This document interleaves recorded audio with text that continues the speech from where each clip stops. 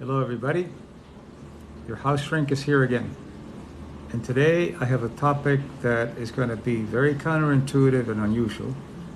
And the title is How to Be a Healthy Narcissist.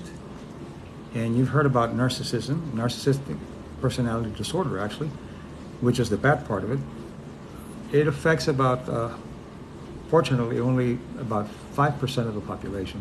And in that 5% of the population, 75% are men. So in that sense, women are healthier than men.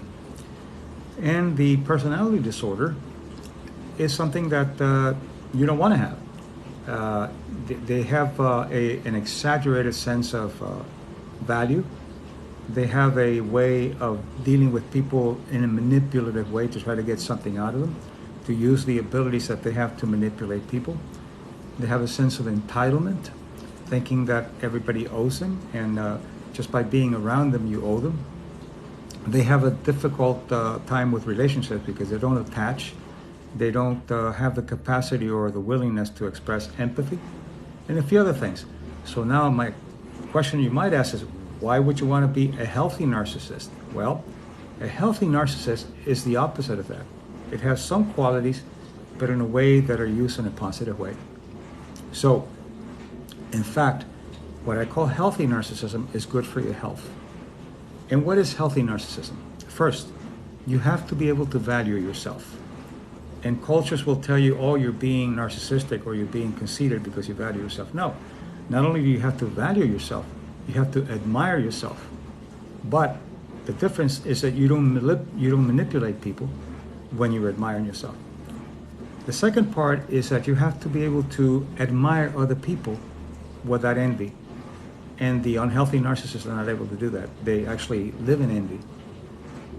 So if you are able to admire yourself and you're able to admire others without envy, then you're learning healthy narcissism, which is a term that I use to describe centenarians, people that I work with who are over 100 all over the world. I've observed them and researched them, people who are over 100 and are healthy.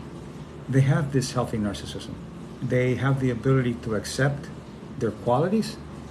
They don't give you a false humbleness when you say you're so smart. They don't say, oh, no, I'm not smart. They say, thank you. Yes, I appreciate you realizing that I'm smart. That's healthy narcissism.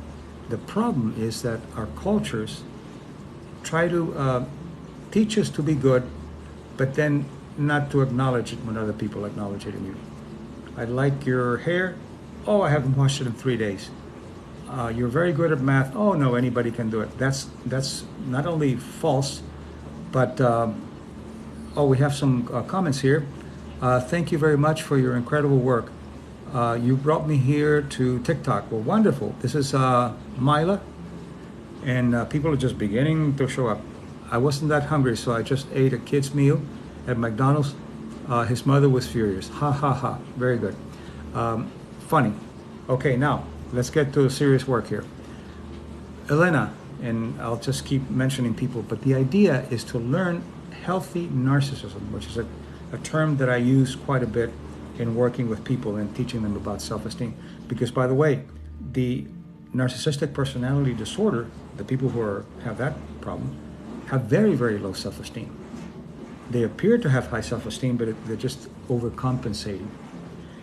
The healthy narcissism that I'm talking about are people who value themselves, who are high on the 3 components of self-esteem that those of you who have been following me would know about. They have high valuation self-esteem, high competence self-esteem, and high affiliation self-esteem.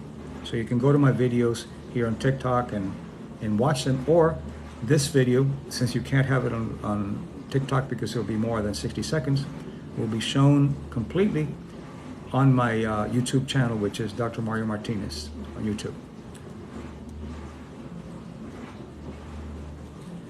Okay, we have some comedians here today.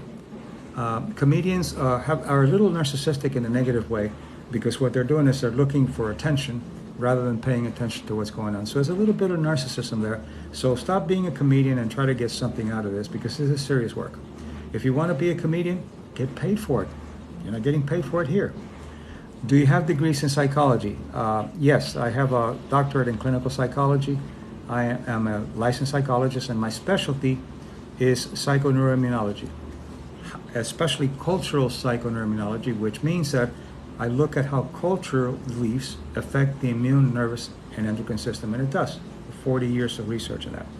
So I'm a licensed clinical psychologist, but I'm not doing therapy here. I'm giving you information that you can use. This is educational. So anyway, getting back to the healthy narcissism. A healthy narcissist is someone who's not pathological, and in fact, that's one of the causes of health. That person has a good sense of valuation, but they also see valuation in others. That's what's missing in the unhealthy narcissist. They can only see value in themselves, not in anyone else. And when I talk to centenarians, people who are over 100 that I've talked about, I study them all over the world. I'm a world expert on longevity. They are very comfortable telling you how wonderful they are. When you ask them, are you good at carpentry? Oh yes, I'm very good at carpentry. I love what I do, and I like to do good work because people appreciate my work. See, people appreciate my work, and I appreciate people liking my work. It's an inclusive admiration. That's a healthy one.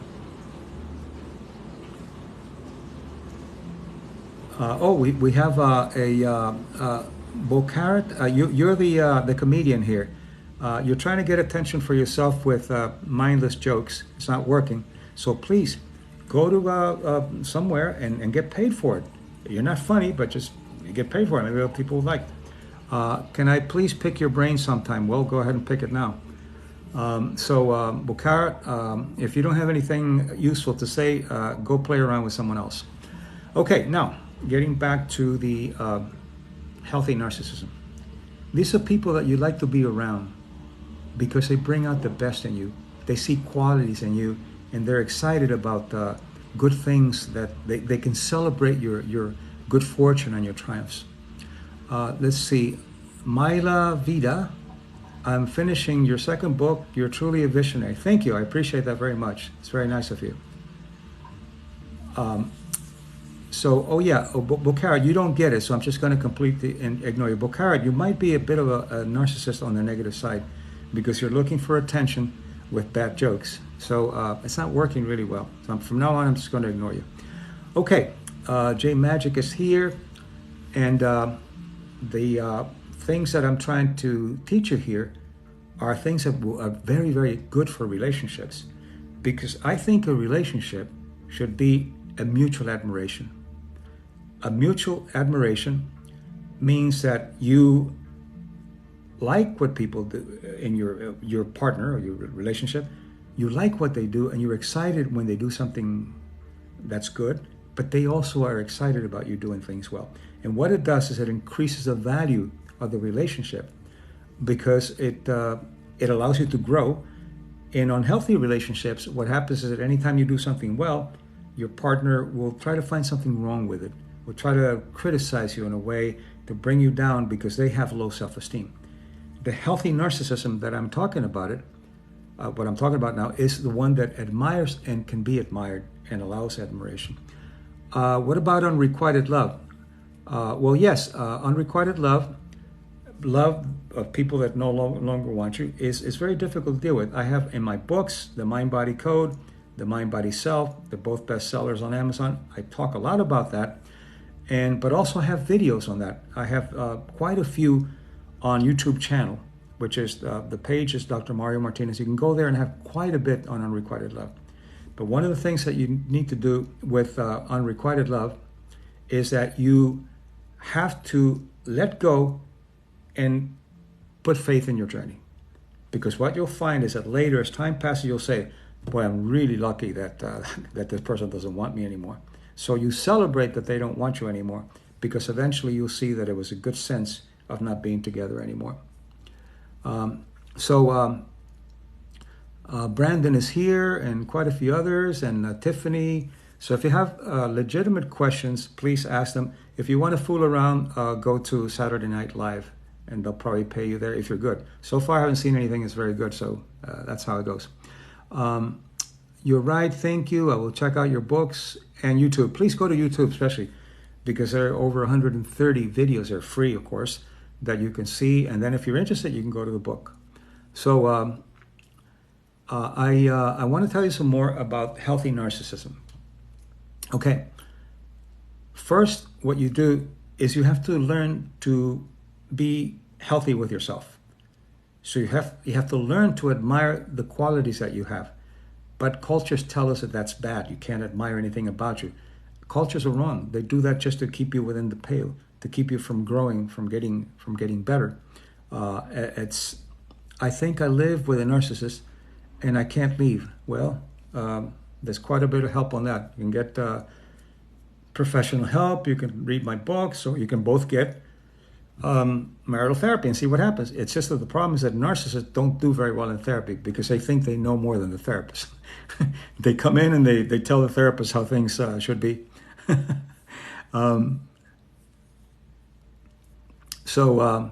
Anyway, you just have to not engage. Well, it's more than that. I think it's complicated, but read my books or go to YouTube and watch the videos that I have here on TikTok. Unfortunately, the ones I have are only 60 seconds because that's how it is. But there's some good stuff there, especially the one on self-esteem. It's had over 25,000 views already in just a couple of weeks. And so it's really been very popular. Okay, so Vascusi, hello, welcome. And if there are any other questions on narcissism, healthy narcissism especially, let me know.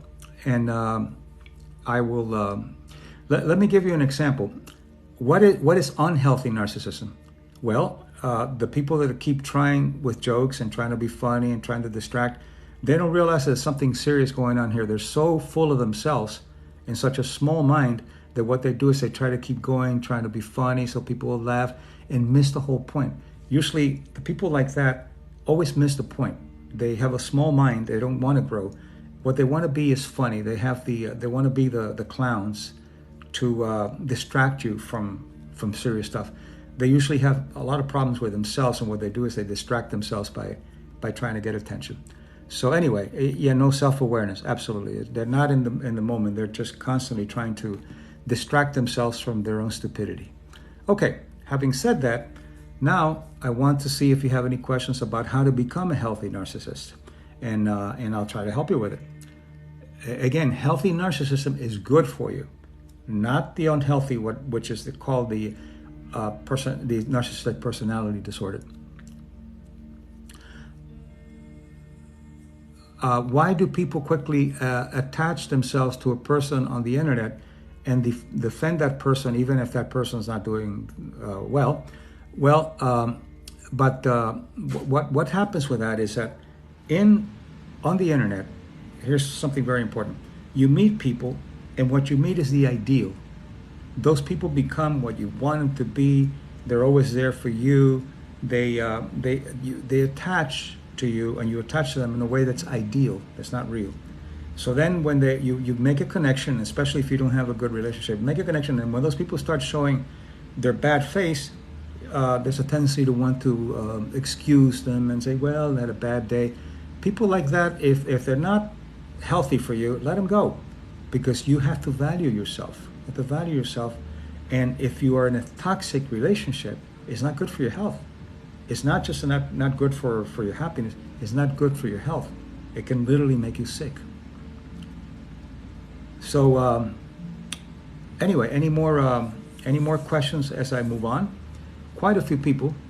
Grant Gress is here, and then a few more, quite a bit. I usually have hundreds of people when I give these presentations. If you just joined, I'm House Shrink from TikTok. I am a self-proclaimed shrink from TikTok. I'm not hired by them. I'm a clinical psychologist, and I try to give out as much information as I can here to help you enhance your life and your relationships. And today, I'm talking about what I call healthy narcissism.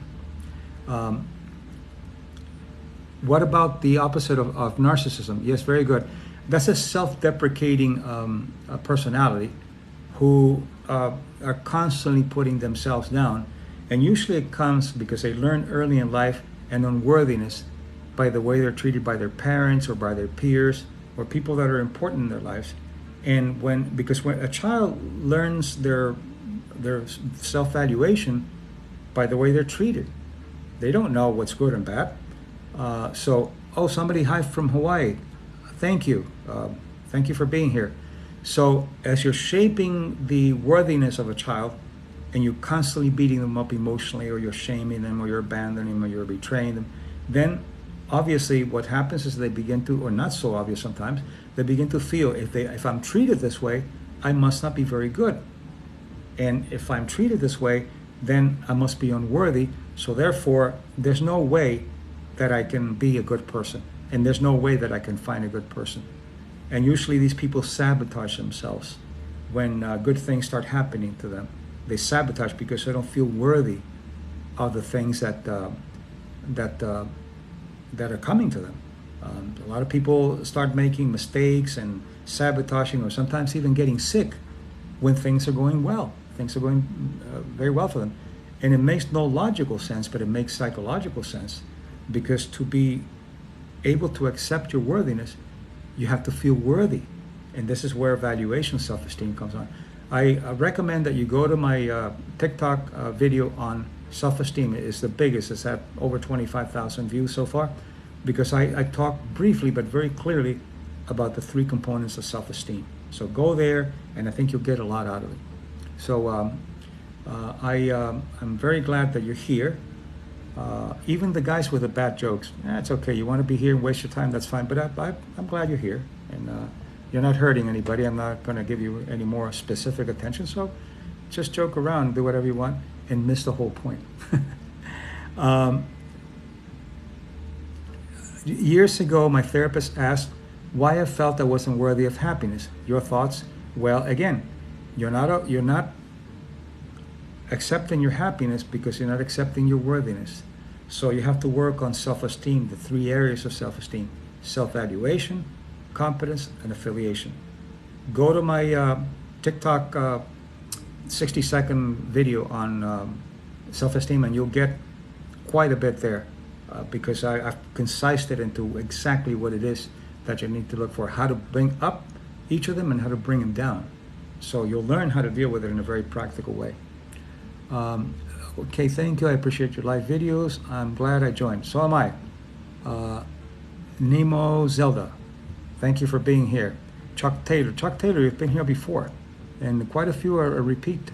So I'm glad you're here. Jay Sal is here, and quite a few other people. So if you just joined us, this is House Shrink. I am talking about healthy narcissism. Healthy narcissism has to do with loving self as well as loving others. Unhealthy narcissism don't have the capacity or the choice to have empathy for others or love others. They don't attach very well. Their relationship is over and they're done. You don't exist anymore. These are the people that usually ghost you. They're gone and they don't care about your feelings. They're just goodbye. And that's how it goes. Can you give us more examples of healthy narcissism? Yes. The key is to be inclusive in everything. If you like yourself, you include others in the liking. If you admire yourself, you admire others in the process. If you want to be kind to yourself, you also be kind to others. So it's an inclusive process of goodness. Everything that is good in a person, everything that's valuable in a person, you extend to other people and you bring them in. And that's what's called inclusive narcissism. So anything that you want to try within yourself, then you bring other people in. So for example, let's say that you really admire your creativity. Look around for the creativity of others and let them know that you admire it also. Admiration without envy is one of the healthiest things you can do for an immune system in psychoneuroimmunology. A lot of research in that area about how self-esteem affects the regulation of the immune, nervous, and endocrine system. Can you cure a narcissist? Well, it's very difficult. They have very poor prognosis, but if they want to, they can get help. Yes, if they want, they can get help and they can get better, but it's very difficult because the problem in itself doesn't allow them to see that they need help. If you say you should go to a therapist, what do you mean therapist? I don't need a therapist, I'm fine, I'm great and I'm wonderful. So that's the problem, that you have to get them to see that something's going on there that's not right. And that's very difficult to do. But if they genuinely seek therapy, then there's a possibility of changing. Anything can be unlearned, but you have to be willing to take responsibility for the step that you take to learn or unlearn something. Also, I've been hearing a lot on childhood trauma healing. Do you have resources for this? Well, my books, The Mind-Body Code, The Mind-Body Self. It has a lot of developmental psychology, how we learn trauma, how we learn the 3 archetypal wounds: shame, abandonment, betrayal, and how to heal them and how to fix them. So that's what I would recommend. These books are not bestsellers for nothing. They're just good books. And by the way, when I wrote the books from two different publishers, they both told me the same thing. You got to dumb it down because this is too difficult. This is too psychological. And by the way, I said, no, I respect my audience. I'm not going to dumb it down, and they're going to be bestsellers. And I was right. Bestsellers. Now, they're not Harry Potter. They're not easy. But if you go into it, that means that you feel worthy enough to put the time. There are no quick fixes out there. It took you a while to learn something, so it takes a little less to unlearn it. So it's very important that you invest in the time. And the book is written in a way, or both books, where you can go to any chapter you want. You don't have to go from beginning to end. Whatever chapter is interesting to you, go there, and then you go to another chapter, and gradually you'll read the whole book. But the good thing about it, what people tell me is best about it, is that after every chapter, I have practical applications where you can actually learn to use the things that you learn in the chapter. Then there's a glossary for terms, because a lot of new terms, so you can use the terms. And there's extensive bibliography if you want to find out more of the science of where this came from. It's all science-based. But a lot of my experience in clinical practice, both inpatient and outpatient clinical practice. So if you just joined me, House Shrink, talking about healthy narcissism, how to become a healthy narcissist, not a narcissistic personality disorder. Thank you. I'm willing to put the time in.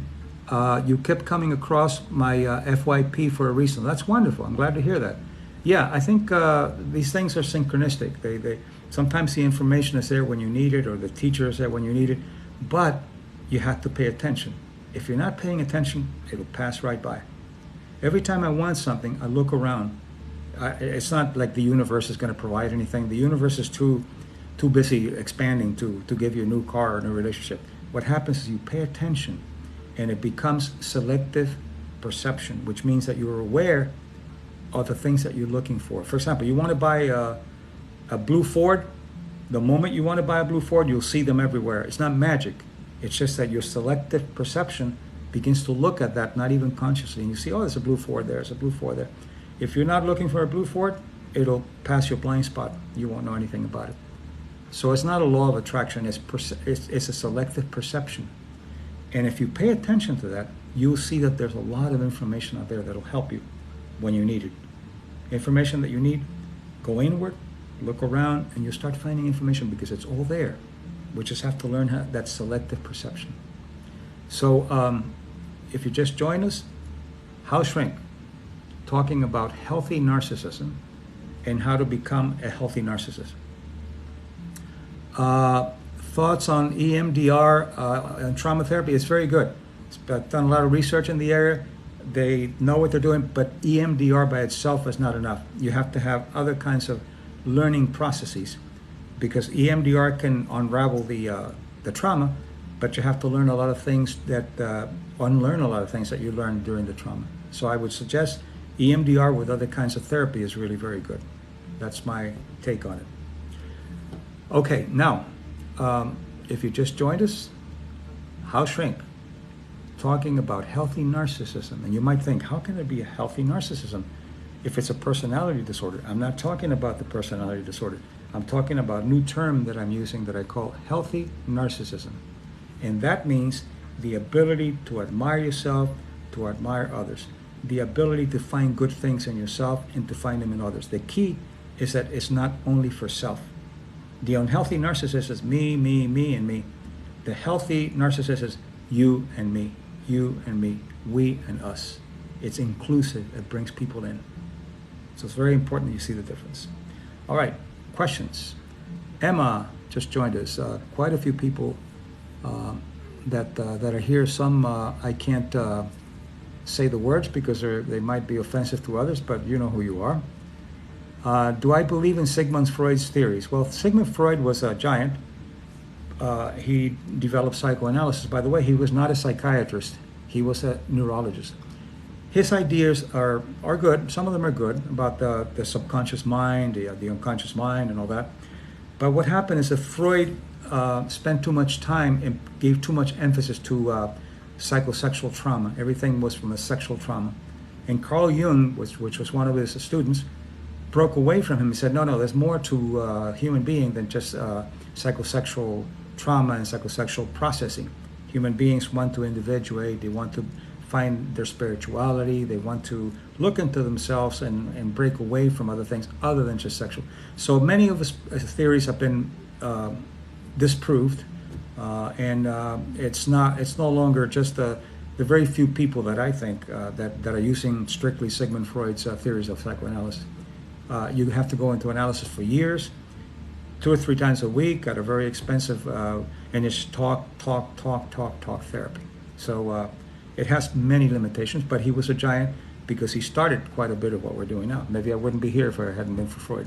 So you have to put things in perspective. And also when people start something, they don't have all the answers. So you have to be kind to what they offered from the beginning, but also understand that some of the thoughts that they had were wrong. It's just how it is. What about admiring negative qualities of yourself and others? No. Why would you admire being a thief? You don't want to admire that. Or admire being a liar. You admire only what is laudable, what is valuable, what is pro-social, what is empathic. That's what you admire. I go to a psychoanalyst and I'm doing well. Very good. I'm not talking about psychoanalysis being bad. I'm talking about strictly Freudian psychoanalysis being limited. But there are a lot of good psychoanalysts out there, and they're very good. So, of course, I think that's it's very good. I have called this positive selfishness. Well, okay, that's good. You want to call it that? That's good. That's it's very good. So, congratulations. See? Admiration without envy. I'm not knocking you. I'm saying this is good. I like it. Now, if it's bad, I'll tell you. But if it's good, I'll celebrate it with you. I happen to think that it's a good term. So that's great. Quite a few people are joining here. Geo and many others that I if I mention everybody, I would stop talking and just going on the list. So, but I want to thank you all for being here and for listening to some of the things that I have to offer. So, I was in a breadcrumbing relationship with a narcissist. What do you recommend to avoid this relationship? That's a really very good term, breadcrumbing, because it's like they give you little crumbs here and there. Well, the first thing to do is that you have to look at what was lacking within you that made you want to go to someone who overvalues themselves without any evidence. What is lacking within you? And I've talked about that. I have several videos on that here on TikTok and also on my YouTube channel, which is Dr. Mario Martinez. Go there. It's quite a bit there.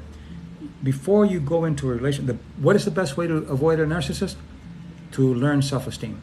If you have good self-esteem, you will see them a mile away, and when they start putting out their self-serving behavior, you'll find them very boring, and you'll move away. But if your self-esteem is not great, then you're going to be drawing from people that appear to have very high self-esteem, but they don't. They're just overcompensating. Boundaries, yes, they have no boundaries. They don't set good boundaries. You have to set boundaries with people, and you have to be worthy and feel worthy that the boundaries have to be respected. Otherwise, they'll walk all over you, and narcissists will walk all over you. Narcissists do not make good partners. I can tell you that. They always blame you for everything. What have you done for me lately? There's nothing wrong. They never apologize. They're always manipulating. So who wants to be with somebody like that? Think about it. You want to be with someone like that because you don't feel worthy enough. What do? Go back into the worthiness and learn affiliation self-esteem, competence self-esteem, and valuation self-esteem. Where do you find that? In my videos and my books. So there's no excuse. It's there. All right, questions. Anybody has any good questions here? There's been some really good questions here. So I'm really very proud of everybody here. And I want you to think that each of you has something special to offer. Beauty, intelligence, wittiness, creativity, compassion. Everyone has that. You just have to cultivate it. How do I get over the loss of my murdered 26-year-old daughter? That is one of the greatest pains that a person can experience. It's one of the most traumatic things that you can experience. One of the ways to deal with it is, of course, to mourn, but to begin to, on a daily basis, do a little ceremony where you celebrate having known her. You celebrate having known your daughter. You celebrate the moments that you had with her. So celebrating having known her, that will help you with mourning in a healthier way. And then when you think about it, you'll have thoughts of love and affection. But that is a very, very difficult thing to deal with. And I suggest you get professional help to help you with it, because there's a lot of professional help there on grieving and the loss of loved ones. So my affection and my empathy for you, but begin to celebrate having known your daughter. And thank you for sharing that very private and intimate information. Any tips on processing depersonalization and derealization? Well, okay.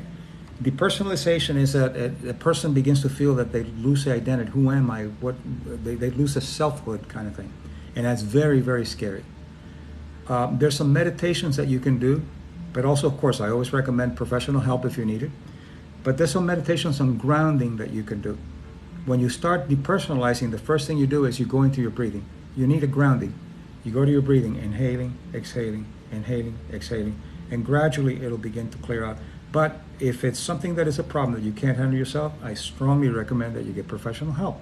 It can be treated, and it has a good prognosis. You just have to have the right tools. Any thoughts on coping with being discarded by a narcissist? Yes, you celebrate having been discarded by a narcissist. That's the first thing you do. You have a nice meal. If you're 21 or over, have a nice glass of wine, because you have been lifted from hell. That's the first thing you do. And again, talking about letting go of narcissists, find out what is it that is lacking within you that you thought you needed with that person. Cultivate that within you before you get into any other relationship, because otherwise it'll happen again. So you have been freed. You have been given an opportunity to be with a healthy person. So thank that person every day. I'm so glad that you got rid of me. I'm so glad you had the good sense of getting rid of me. That's it. Celebrate. It's over. It doesn't mean that it doesn't hurt. It means that you celebrate. It's like if you say, I'm so upset because I just got rid of an infection. Well, you may have attached a little bit to the infection, and maybe as a little bit of your friend. But once you get rid of the infection, thank you, I'm fine. I'm not infected anymore. That's what you do. Not only intellectual, you have to embody it, you have to practice, you have to meditate it, and then thank that person for letting you go. Not for treating you badly, but for letting you go. That's important. You never celebrate when someone hurt you. You don't thank them for hurting you. Thank them for letting you go. When I let go of that relationship, I found the most peace, of course, because you let go of hell. So when you let go of hell, you find peace. So that's what happens. California is here, and quite a few people are here too. I won't be able to mention all your names because it's just coming up there very fast, and I want to give you as much information as possible. So if just join me, House Shrink here, talking about healthy narcissism and what is the other side, which is the narcissistic personality disorder. Those people you don't want to be around. Don't be around them. They never apologize. They really have the ability to make you think that you're wrong. And if you're healthy, sometimes you end up apologizing yourself. Do you have any tips for anyone with no self-discipline? Does that have anything to do with low self-esteem? Yes, because if you don't commit to something, that means you don't feel worthy of doing it. One of the things, and I'll talk about one of the levels of self-esteem, self-valuation, this is the one you want to work on. Self-valuation has to do with how much you value yourself to accept good things, to keep commitments, to be good to yourself. It goes up by keeping self-caring commitments. It goes down by breaking self-caring commitments. So you start by making a self-caring commitment where you say, today I'm going to spend 10 minutes meditating, or today I'm going to go for a walk. No matter rain or shine, you go and you do it. And once you do it, the commitment consciousness, you embody it. You say, I did it. I'm worthy. The brain needs evidence. The brain doesn't go by wishful thinking. As you do this on a regular basis, you begin to keep your commitments. Your default mode, your brain, the way of looking at the world will say, hey, I must be worthy because I'm keeping commitments. So what happens with a friend? If you can't rely on a friend, what happens? Their value goes down. An example of healthy narcissism. I've given quite a few, but if you just joined, I'll start again. Healthy narcissism. The word is inclusiveness. Admiration for self and admiration for others. Love for self, love for others. Admiration without envy for others. And admiration without guilt for self. So see, it has to do with including people. I will give you an example that I always use. This is a centenarian who was 100 years old. A centenarian is someone who's 100 or older. And I went to Cuba to work and research with these people. So they give him a party and they treat him like rock stars everywhere in the world. And so there were a lot of women around, and he comes up to me and he says, do you notice how all the women are in love with me? Okay, that's narcissism. The unhealthy narcissist would say, look how I'm going to manipulate them because they're in love with me. The healthy narcissism, which is what he said, do you notice how much they love me? But look how beautiful they are. They're all beautiful, you see? Inclusive. Including narcissism and projecting it out, that's healthy. The other one manipulates, this one celebrates. I've been very close to my mother my entire life, and only recently it crashed upon me that she is a narcissist. Well, that happens. And what you do is you give your mother the milligrams of love that she can handle. Narcissists can't handle too much love because they feel uncomfortable, so they put you down, so you leave them alone. So figure out how much time you can spend with her. Not too much, spend time with her and be as kind as you can, and then get the hell out, because that's all you can do. Don't try to engage them because they're not going to hear what you have to say. You're talking to a wall. Don't try to engage them. Just let them know that you care and whatever it is, and then go. Life is in shambles now that you found out about it. Well, it may feel that way, but it's more like it's a turbulence, but it's a good turbulence. Because you're finding there's something else out there besides what you learned. So be grateful that you learned that, and be grateful that now you can learn the opposite of what you learned from your mother. The qualities that maybe you didn't learn yourself. Look for them in other people. The quality to connect, to empathize, to embrace other people and their goodness. So it's a beautiful time. There's a lot of learning that you can go through. What are your thoughts on if you question your narcissist, you probably aren't one. That's right. That's right. If you question, number one, a narcissist is not very reflective. They're not introspective. So they never ask, am I a narcissist? Instead of asking, they say, how can I get better than I am? It's impossible. I just can't get any better than what I am. That's as far as they go with their introspection.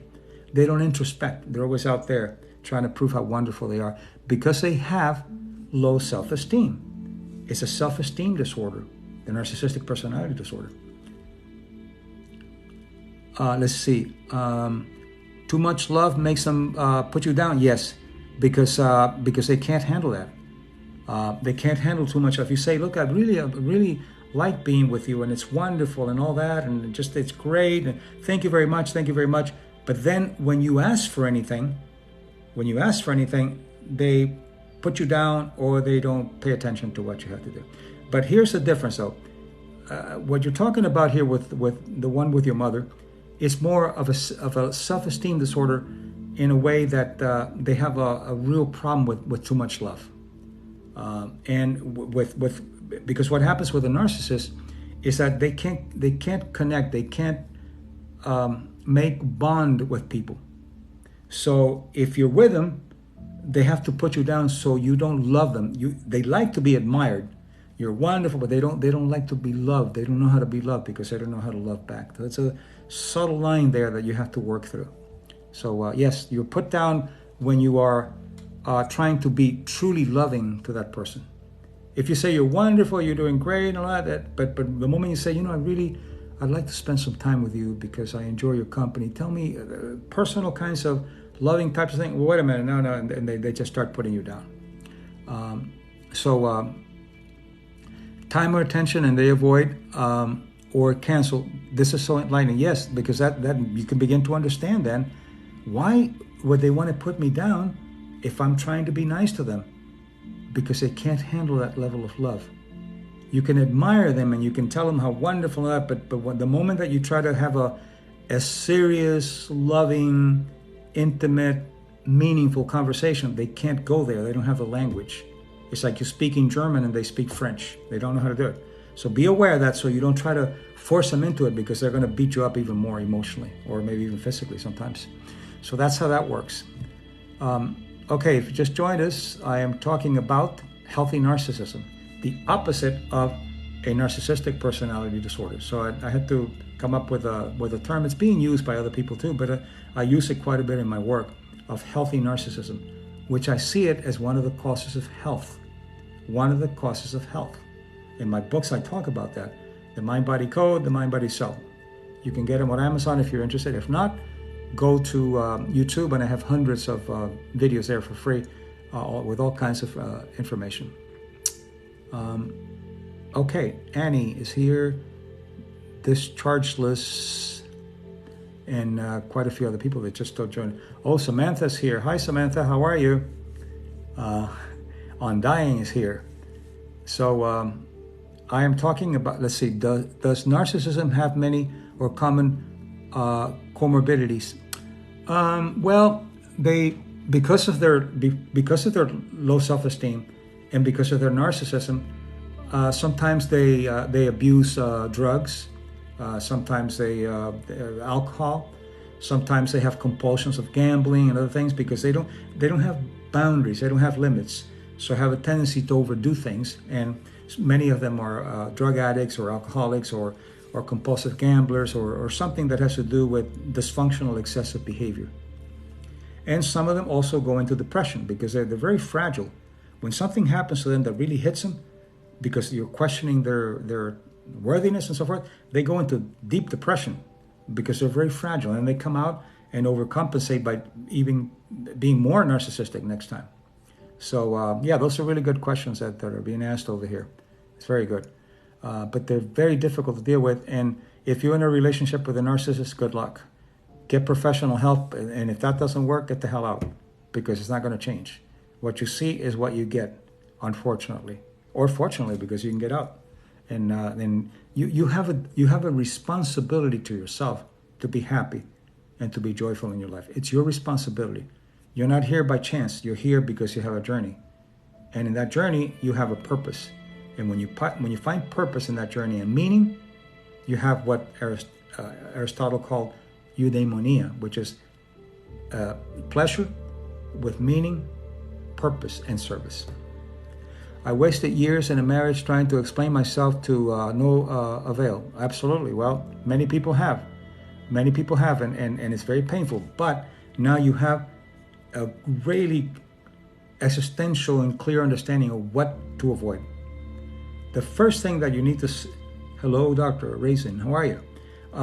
The first thing to be aware of, if you're in a relationship or you're starting a relationship, and that person does not have the ability to apologize when they do something wrong, or not even the ability to notice that they did something wrong, when they question you when you're doing something right, and they have to tell you how to do it all the time, when they don't show empathy for others or for yourself when things require a sense of empathy or compassion, those are really very clear warning signs that you need to get the hell out as fast as you can. Or get some help and see if it's really narcissism or just someone who's spoiled and they can learn. I have determined that I'm an emotional vampire. Really? Usually emotional vampires don't have that insight. So maybe you're not. Maybe you're putting yourself up. If you're being serious, of course. If you're being serious, maybe you're putting yourself down too much. And if you are an emotional vampire, what you're doing is you're trying to draw from people what you don't have in yourself. So what you do is you begin to look for what you need in yourself and don't suck it out of people literally, if you're realistic about it. But if you're aware that you're an emotional vampire, that means that there's a lot of hope for you. That means that you're introspectively looking at your actions, because emotional vampires never really have any accountability. I did that because, let me give you an example of the worst kind. I used to work for the prison system as a clinical psychologist. I was director of a treatment program, and had to evaluate this person to see if he was competent for trial. He killed an elderly lady, and he stole $5 from her at 2 o'clock in the morning. He killed her, shot her, and took $5. So my question was, whose fault was it, to see if there's criminal thinking? Whose fault was it? And he says very clearly, he said, her fault. I said, oh, tell me why. At that moment you want to slap him, but you can't because you're a professional. So, okay, so tell me why. Well, she shouldn't have been there at 2 o'clock in the morning. If she would have been home, I wouldn't have shot her. So you see the lack of insight and the lack of taking responsibility for their actions. So that's another indicator of the negative narcissism. They don't take responsibility for their actions. It's always somebody else's fault. It's the world out there. It's never self. They don't take any responsibility, so they don't grow. Narcissists have no insight. That's what I've been talking about. They don't have any insight because they don't introspect. They don't go inward to evaluate what they've done. They don't have a moral compass. If you don't have a moral compass, you're just all over the place, and that's how it is. So if you just joined us, we have a really very interesting crowd here, and really great questions, and people who are willing to share some very personal information. So how can I determine if I'm an emotional vampire? Well, first, look at what you're asking yourself that makes you think you're an emotional vampire, and evaluate that and see if it's true. If it's true, begin to change it by looking at other people and how they do things. Are you lacking empathy? Are you wanting to take from others without giving back? Are you there just to feel comfortable when you're somebody and not comfortable in yourself? All those things need to be worked out with personal self-esteem. So go to my videos and learn something. Okay, but from what I said, you're thinking that you're an emotional vampire. If you think you're emotional vampires, I said you're probably not. Emotional vampires would say, oh, this guy doesn't know what he's talking about. It's just how it is. That's how people are. They don't get it.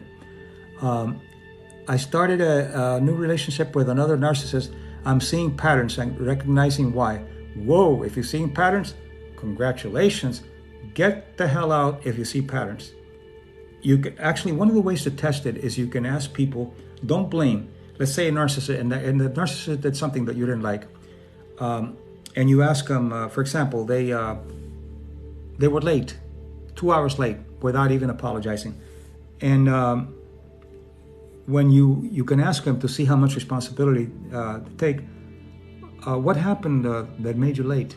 Oh, traffic was bad. An asteroid fell in the middle of New York. I mean, they make it up. Well, do you think you need to apologize? No, why should I apologize? I mean, it wasn't my fault. That's how it goes. Right there, you know that it's not good. And sometimes they apologize because they're very narcissistic. They're very manipulative. And they say, okay, I'm sorry. But you don't see the affect in it. You don't say, I'm sorry. It's, okay, I'm sorry. It's almost, if you want to hear I'm sorry, I'll tell you I'm sorry. That kind of thing. It's up in your head, not in your heart. So those are the things that you look for. And if you find one here and one there and one there, it's there.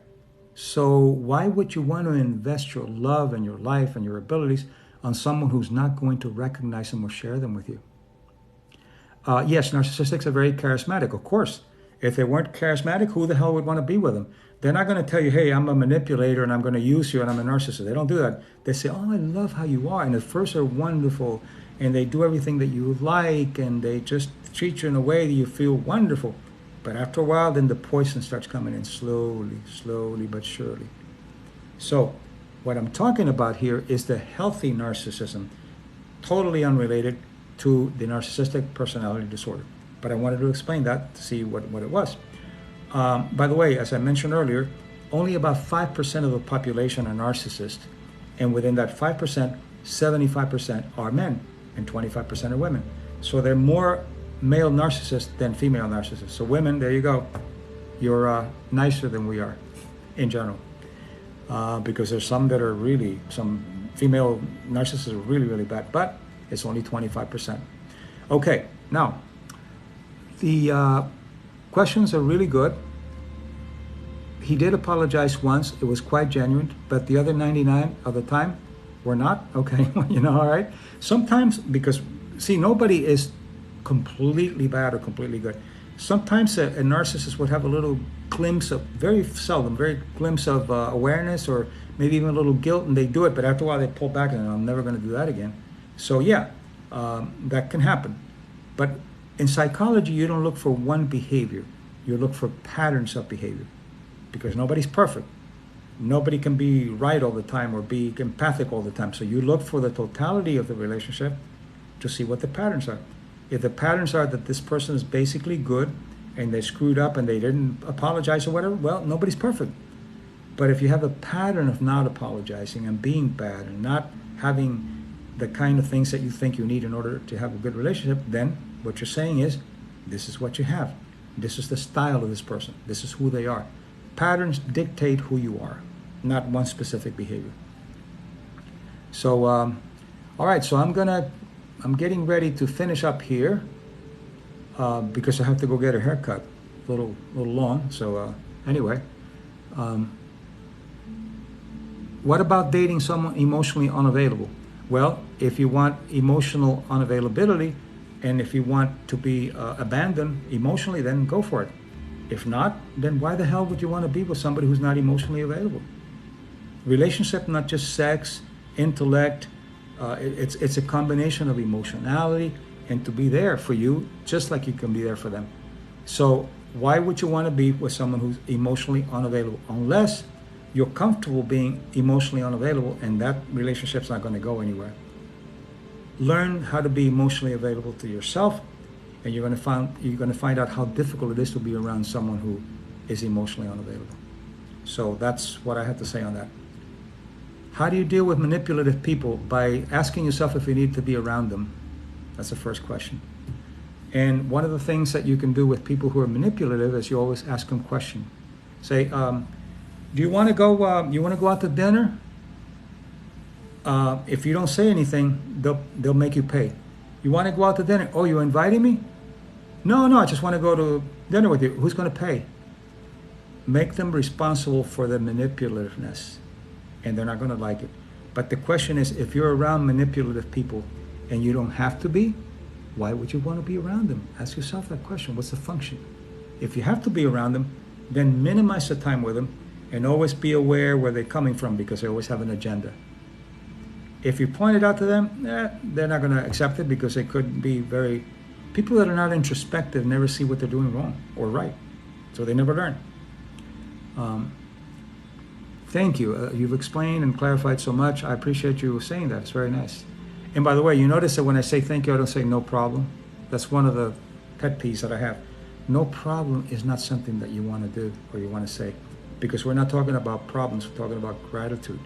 And what you say is an extension of your cognition and your mind. So if you say no problem, it's like you're walking on the eggshells. No problem here, no problem there. As opposed to, thank you, I appreciate it, my pleasure.